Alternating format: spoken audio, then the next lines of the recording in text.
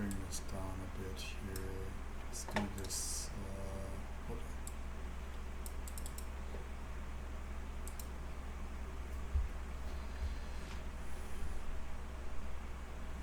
Why? Come on now. It's not rocket science. Fuck. Why is this thing like this? This is ridiculous. Alright. Let's just do this. I'm gonna use my brain. I don't use it that much. Sometimes I do.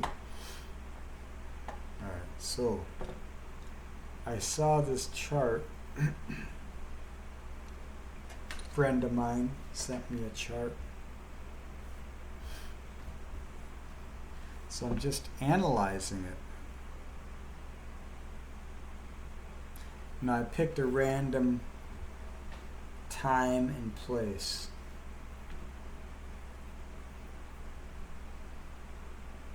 Not knowing what I would see. But it's a very interesting chart. I've seen a lot of patterns here, so I want to take this opportunity to read a chart for you. If you're interested in a chart reading, you can go to my website and select an option. I've got two options. Just select it, fill out a form, and submit it, and I'll be in touch with you. So here's kind of a method. I'm just going to freestyle. If I'm reading a person's chart, it's going to be a little bit more clinical. But for these transits, these points in time, it allows me to be open to imagination, to intuition. And I'm going to look at it through the perspective of an intrapersonal psyche, micro to macro. The world's always happening, you know. You can only happen to yourself. So that's how I read charts. And then in that sense making, you can extrapolate your own reality checks. If you want to objectify it, if you want to subjectify it. How do you find these patterns in life? Do you read? Do you listen to music? Do you watch TV? If so, then you should be aware of some of the programming you are indoctrinating yourself with. There's a time and place, but you have to be on the path to building up some kind of a sense of self. You don't have to be like all there all at once. It happens over time. It's just a slow progression. That's how I've experienced it. Alright, so I'm going to read this chart now. My favorite asteroid, my favorite energy is rising here. In the 12th house, just conjunct the ascendant in Libra. Venus rules Libra. It's in the Venusian decant here, decante. The first 10 degrees. It's a very authentic expression. It's a curious expression. Interacting with life. The rise. The spark. So, there's the Libra point is at 0 Libra. This line that divides Virgo and Libra. It is a balance point. That's the galactic center's galactic center. The sun is just coming out of that. It's a new phase conjunction. So we're bringing in this new beautiful expression of Pallas Athena. Now let's just read quickly what we got for Pallas Athena in the 12th. Alright, so I like to read these just to get some kind of a loose expression, you know, an established expression. And then I try and fill in the gaps and figure out my own experiences in relation to these things. And then I find different expressions. And I see it in different things. And that's how we are, I believe, when we really analyze it. So Pallas represents the wisdom seeker in the intellectual pursuits and perhaps handicrafts. Like Uranus, it has a bearing on wake-up calls, sudden changes and shocks. It rules a higher understanding of things and the processes, however challenging, difficult, and demanding of change in one's life that are required to gain it. I fucked up the cadence, but all right. Palladian energy can be quite violent and disruptive, even destructive. In Venus, though, in the Venus, maybe destructive of the self and the spiritual aspects. Making things as hard to endure as they need to get, and we often do that to ourselves, don't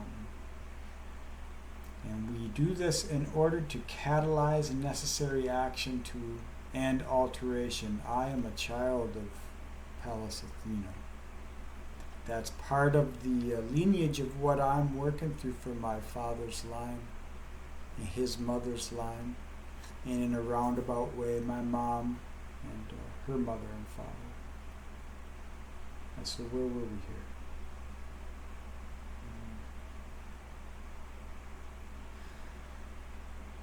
Alright, so the necessary action and the alteration.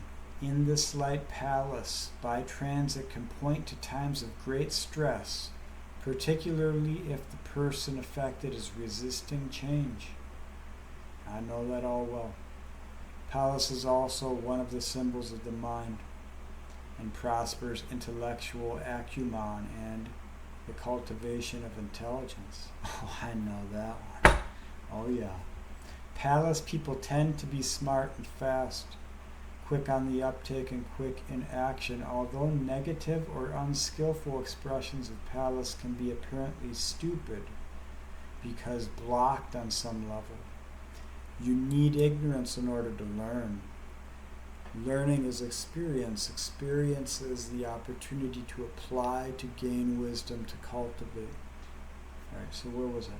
So I'm stupid for a reason. You know, I'm okay with being dumb in many ways. And it's usually social interactions and things like that. All right, so because blocked on some level, and clumsy, or sometimes very cut off and alienated. You know, I used to stub my toes so often as a kid that I started walking with my toes curled up. And then I got these big little muscles on my feet from doing that. It's kind of strange, but it saves my toes. I always kick things. Kind of weird because I have pretty good balance and stuff. But I am subject to my environment. Alright, where are we now? Alright, okay, the energy of this asteroid can take quirkiness to the point of oddness. Yeah, I can relate with that. And the inability to relate in normal ways. Yeah, I can relate with that. I'm sure a lot of people can. Look where your Pallas Athena is. Okay, so you can't relate in normal ways. However, the best gifts of Pallas are those of insight and understandings, and the capacity to know and act in a more astute, informed, and ultimately kindly ways. And there are another bonus with this asteroid. Pallas seems to prosper a sense of humor and is always prominent in the charts of satirists and comedians. I think I could be funny if I wanted to. For me, it's rooted in too much pain and it's too nihilistic. I don't like to feed the negatives. But maybe one day I'll get back to it.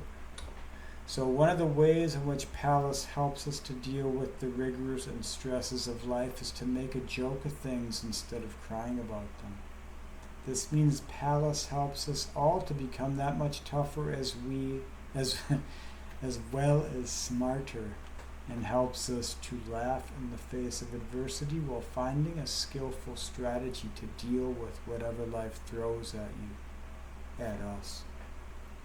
So when these planets are in transits, and it's in transit in conjunction with the sun is infused with the spirit, and we're feeling that.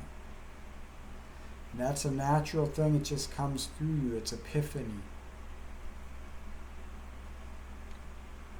And wherever you are in the world, whether you're in this Formby, or you're in Minneapolis, or you're in Timbuktu, it's going to hit you at some point. The sun's going to get to you. And on the Libra point, it's given us this very deep expression of psyche. So old, it's new. And it's in the ways in which we can relate with this world. So in the 12th house, this is what's rising for us. It is expressed into reality, and it's seen by others, felt by others. And it's not just us doing it, it's the stars, it's the heavens, it's the earth, it's all life. It's pulsing. So that's the house of spirit, the unconscious being made conscious through experience, through realization. The repression of our anima, Black Moon Lilith here. The power of the feminine, the wisdom. You can hold the wisdom and you can actually apply it to life without binding yourself to the expectations of others. So you're honoring yourself here in Virgo. And the mind is being quickened, it's being given awareness.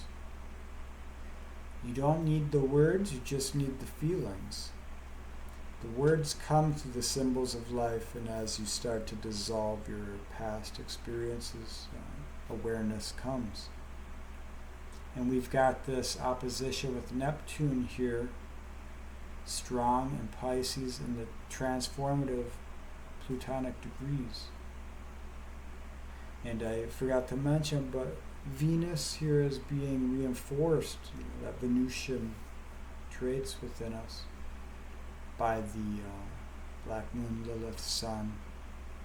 And then it's crossing over into the transformation of Taurus here, over here.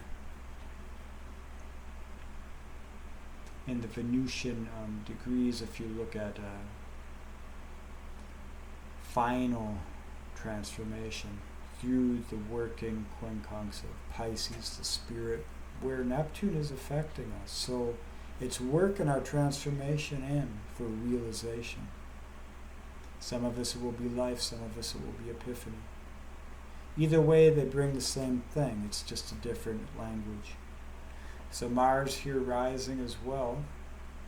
It's just out of the 15-degree range, but I mean, I don't care. It's conjunct in South Node, so it's amped up in my mind, and there is the gifts series here in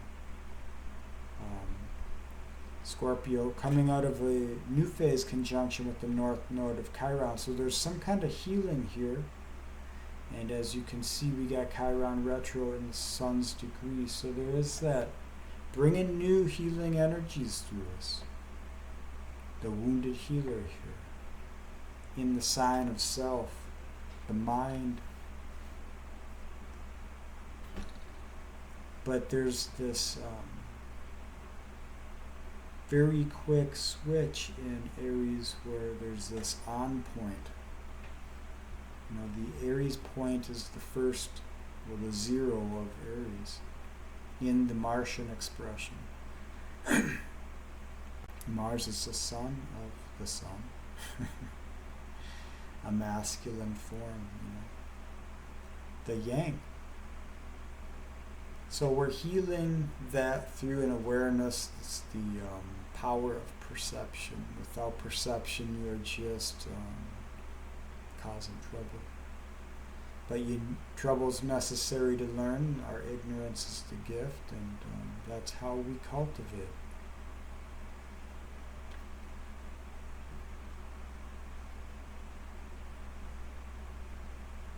Ceres here is squaring the moon in Aquarius. Moon's isolated here. The emotions are in that Uranian field, the eternal wound, the eternal healer, the eternal memory. Conjunct in a new phase conjunction with Pluto. Pluto is trining all this over here.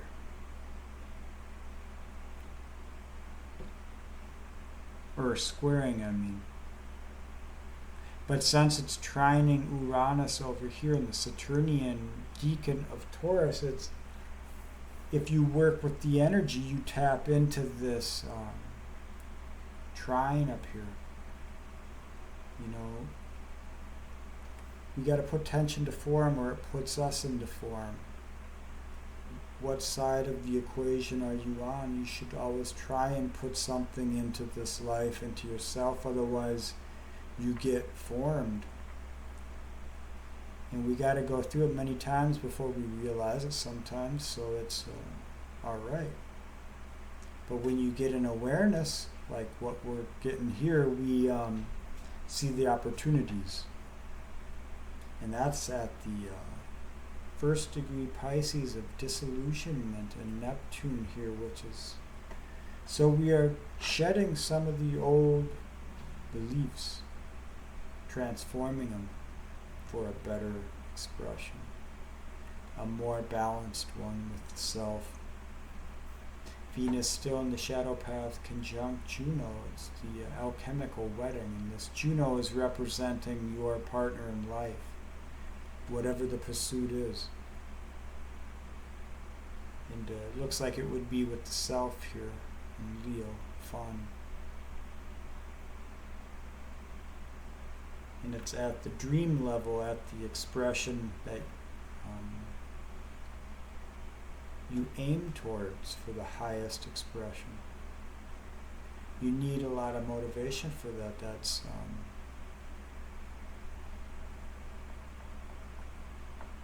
what is that word? Inspirational, kind of. Self-inspiration in some way. Transformation with that square when you're working it. When you're facing your fears, knowing that change is inevitable, you might as well be it, then you are working the transformation. That's how you work the tension, the squares. So now we got the sextile with the sixth house here. I'm looking at this chart, the body, the health, the day-to-day. What do you do in life? What are your routines? Are they optimal? Do you change? Do you change them? Or are you so wrapped up in life that we forget? I know I'm there many times. So not only are we bringing spirit to form, but it's affecting our routines.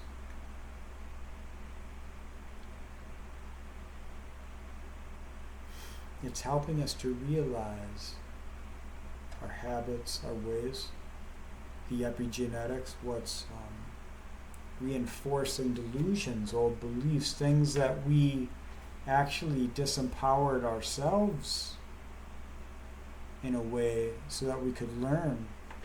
So how do you release the absolution of an egoic structure that was given to you, formed so that you could break it with Uranus here? You're working your imagination. What did you remember when you were a child before the world set you in stone? Medusa's stare. This is the working quincunx to the south node. You're relating to the world in a new way because the old way is being seen as it is through this perception we're gaining.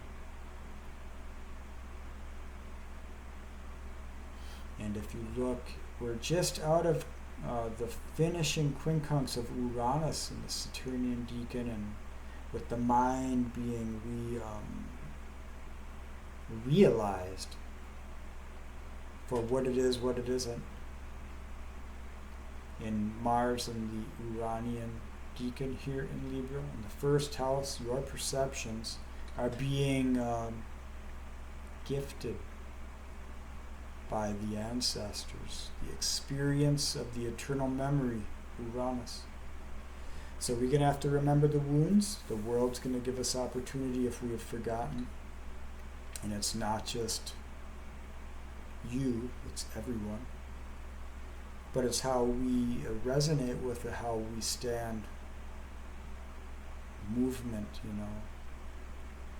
If you're in the creative flows, you tap into these ancestral energies and you bring them to higher awareness of emotional intelligence, You understand why you went through things because it had to give you all this experience from which to connect all the dots for the mind which was activated long ago.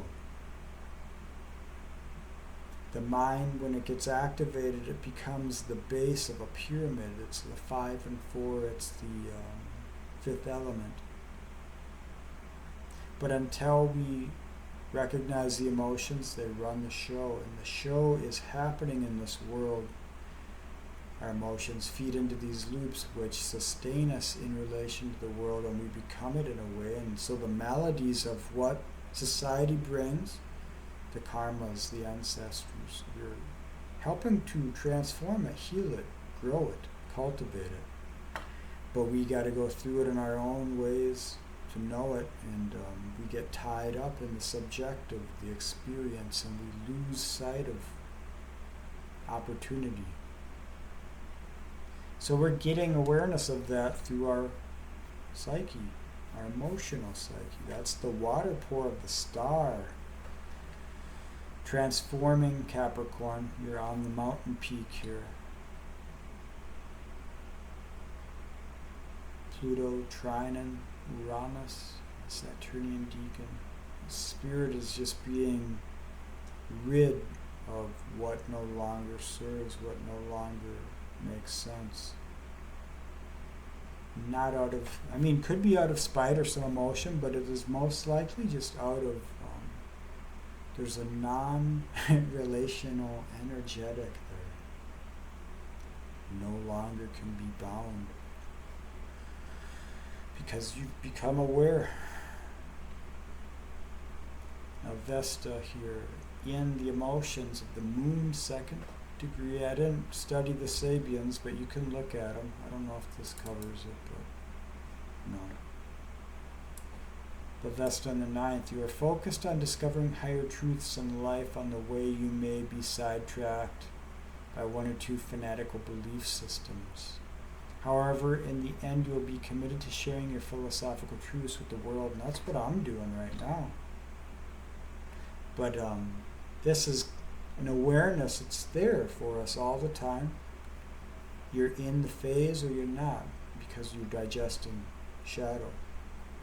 When you don't invest it in the world, there's more of it for you to tap into. And when you tap into your shadows, your own isness, you feel elements of experience brought to life through your emotional connection. And then you see how you connect to your patterns and your people and all these other things. And you're aware of psyche, and you know that it comes and goes. And it ebbs and flows, and that's the wisdom here in Cancer with the river of life. The moon is exalted here. The opening deacon of Uranus, that is the working pour, and now it comes out to, when the moon opposes Venus, Juno here, that is a catalyzation here, an awareness that's growing, the fire's being fed. And we're transforming in self-expression, the ways in which we relate to the world, to express in the world, to the world, for ourselves, for our creations, for our progeny. Squaring here. We got the fourth house in effect. It's fertile times You bring spirit to form, definitely. You bring anything to form at this time. You know, when I hear people manifesting and all this other crap, for me, manifesting is actually just working with my emotions. They lead me to where I am feeling drawn, and that feeds the spirit, and then I express in that way. I'm trying not to control anything. I'm trying to let to do the old relation to this world in a new way. So it's Wu Wei stuff somehow. To name it is to forsake it, so I'm just doing it. You can do that too. You don't need to know how to read charts or anything. You just need to know that there's energies. You're dynamic. You got awareness. You can actually see how you can use it, feel into it. Alright, so there's just a quick breakdown of a chart.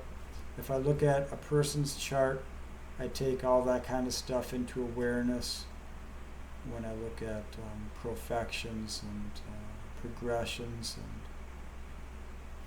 the transits at the time, my connection to the person, how am I relating, what's the best way to communicate this, how do I feel into what this chart's speaking and who is in front of me. I osmose energy, I'm able to pick up subtle things.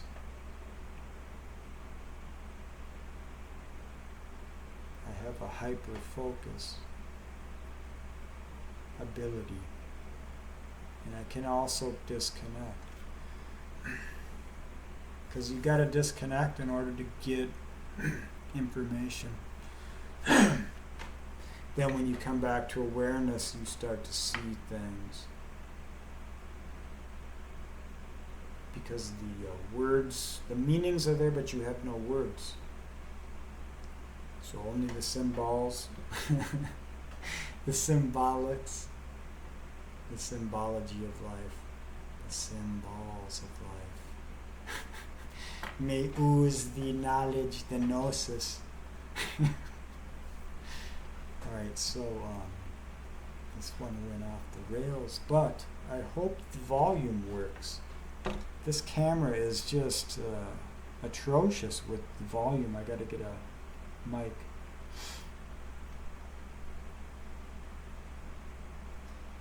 But if you're looking for information on yourself, to learn just a basic perspective of how psyche expresses and how you can express, then let me know and I can assist you. Alright, thanks for watching, listening, and bien.